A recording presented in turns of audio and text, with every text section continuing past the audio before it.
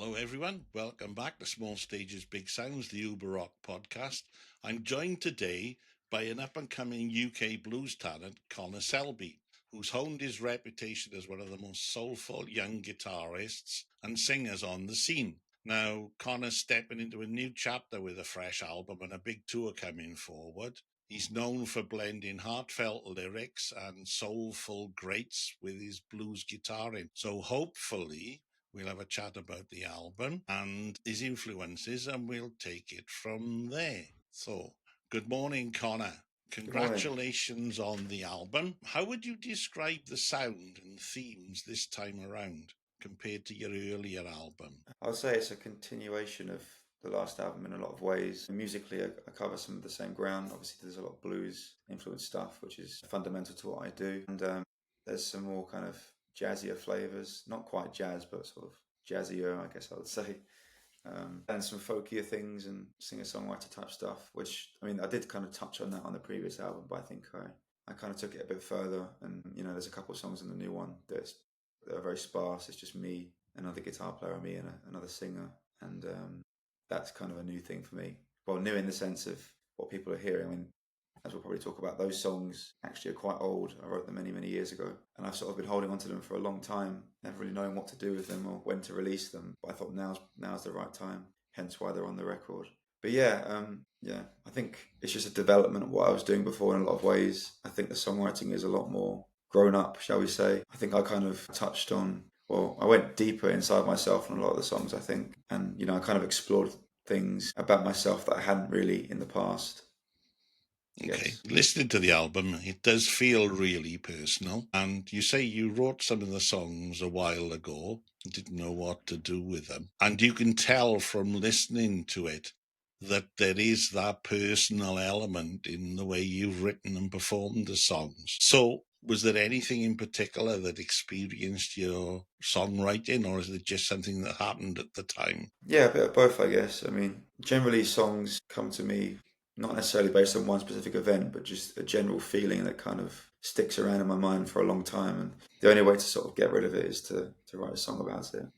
And yeah, that's certainly the case on this album. And The Truth Comes Out Eventually, the title track, that's kind of just based on a general feeling that I've had almost throughout my whole life, really, where, I haven't really necessarily felt that I've been able to connect to people in the way that I would have liked to, and never really understanding people's expectations of me and trying to fit different people's molds of what they want out of me, and never really being able to do it.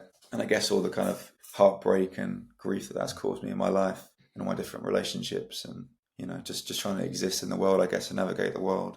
But yeah, I suppose that's kind of the pervading theme of the whole album, and identity is a big part of a lot of the songs, and kind of exploring different aspects of that and the way that love and relationships can affect your sense of self and your sense of well-being, and all that stuff, really. That's life, or so they say.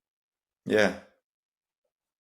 You've always drawn on classic soul and blues, but there seemed to be an unexpected twist to this album, and I think a lot of that is the personal stuff and the way you appear to be opening up to your audience. And I think that will connect with a lot of people at a different level. Oh, thank you. So if you look at the record as a whole, is there one track that really sums up where you see yourself going as an artist? I think The Truth Comes Out Eventually is probably the best kind of amalgamation of all the different parts of who I am, musically speaking, and kind of thematically speaking as well. I think that song, yeah, I'm really proud of it, and I think it neatly kind of ties everything together. It has a very big production with all the horns on it as well. Yeah. Do you see building on that as part of the tour, or in future with more inclusion of those brass instruments? Yeah, so actually the show we're doing in London, which is going to be the album launch, that's going to have a horn section on it, which will be the first time I've played with a horn section in the UK. I've done it a few times abroad. I did it in Germany and Austria a couple of times. And yeah, it's really incredible. I love it. But obviously, budget-wise and logistics-wise, it's quite difficult to bring that over to the UK. Yeah. So this is going to be a first for me doing that, and I'm really excited. So you've been performing and recording for a while. Obviously, the new album is going to be a big focus of the new set list. Yeah. I assume you're going to include some of the ones from the previous album as well. Yeah, we will do, yeah. definitely. So, having listened to it, like I said, I'm of an age where this kind of music really does it for me. You know, I like all sorts of rock, but when you listen to tracks like this, it's described as timeless. You Oh, know, thank you. it just Very kind. touches so many bases. And the one thing that occurred to me is there anyone that you would like to support that you haven't already been on a support tour with? Yeah, I mean, loads of people. Yeah. I mean, I guess my sort of dream person would be Eric Clapton. But then, yeah, Joe Bonamassa, Tedeschi Trucks, Gary Clark Jr., all those kind of people. I mean, listening to the production on this, the one person that stuck in my mind, and you could tell me to buzz off if you don't like, was Michael Bublé. Oh, Michael Bublé. Wow. Yeah. Because of the production in it, the Interesting. horns and the blues and everything, I could see that as mixing really well. Wow, I never heard that one before. Yeah, There that's you go. cool. Yeah. Yeah. I mean, yeah, And I love all that sort of stuff as well. Frank Sinatra and yeah. And all, the that's crew. where it sits for me, in that sort of genre. Yeah, I see what you mean. Yeah. Yeah. Well, cool. So, do you just perform? I mean, I'll find out when I see, but you just perform the songs as they are, or do you throw more into the mix when you play them live? I mean, it really depends. Generally, the arrangements are pretty set. Obviously, I don't have the same band as on the record. It's a much more stripped back thing. Yeah, when I play live, it's just myself on guitar and vocals, obviously, and then drums, keys, and bass, 4-piece. Yeah, sometimes it really depends on the mood. Sometimes we take the songs in different directions. There's one song on the album, "Someone," the first track. We've been doing that a bit lately, and sometimes it goes off in a really cool sort of gospel direction. I mean, the song is quite gospel anyway, but the big jam at the end when it goes a bit crazy, that could be fun. Doing that and extending out a bit and taking it in different directions. Okay.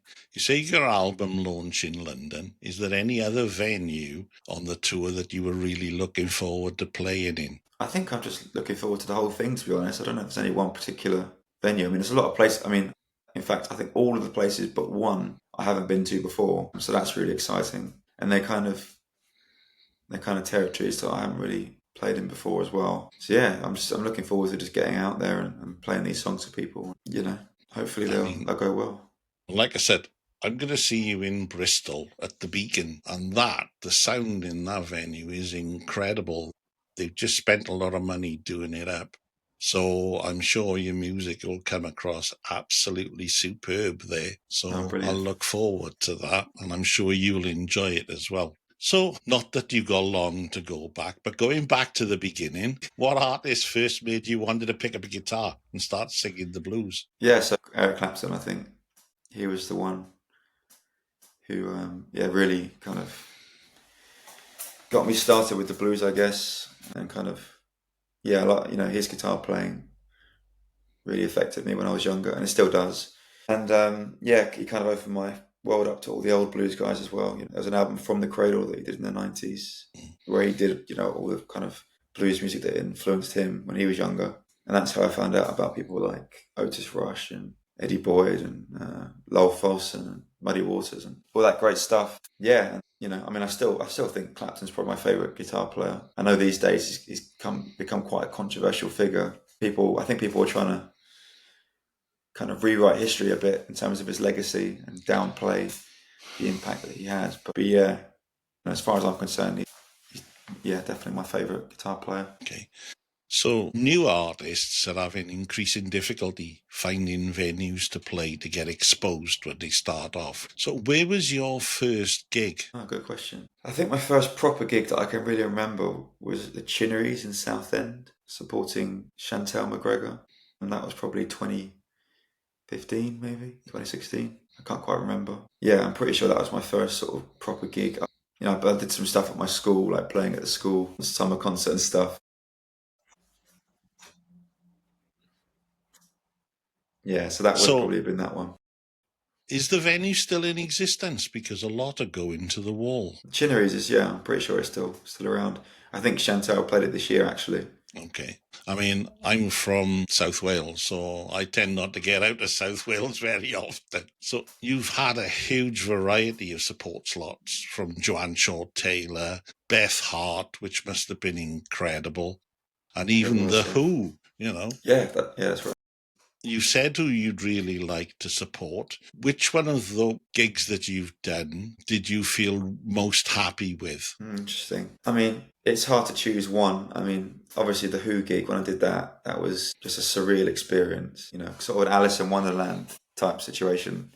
That's how it felt anyway. And it was quite a short set that we did. I think we played for about 25 minutes or half an hour or something. And it just, yeah, obviously I don't even remember it really. I just was in a daze the whole time. But I can imagine. yeah, that was obviously an incredible experience and one of the sort of highlights of my career and my life, really.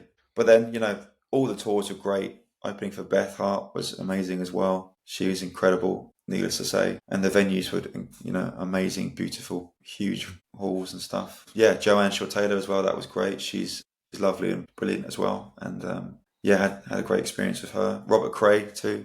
That was a Yeah, huge learning I experience, noticed the long particularly. list of your gigs. I thought, this guy's been about and he doesn't look much older than a teenager. Oh well, I'll take that as a compliment. You should. You should. Outside of music, are there any other influences that work their way into your writing? Yeah, I mean, I guess, I studied English literature at school. So I've always kind of been sorry, at university, I mean, I did it at school as well, but at university. And so I've always kind of been, interested in literature and poetry and stuff to some extent. Not nearly as much as music, but yeah, that kind of approach, I really enjoy kind of, in English literature, you have to sort of analyze texts and you write essays about trying to get to the hidden meanings behind stuff. I really enjoy that process. And that's definitely something that I apply to my writing. I'm just interested in art in general, really, just the artistic approach to life and just trying to explore myself and explore the world. Think about, I like thinking deeply about stuff. I guess I did a bit of philosophy at school as well, and I really enjoy that. And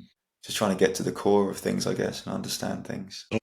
Well, as I said, that's the end of my questions. So thank you very much for your time. So it's been an absolute pleasure talking to you. And it's nice to know that you're still honouring the big artists of the blues and jazz and rock.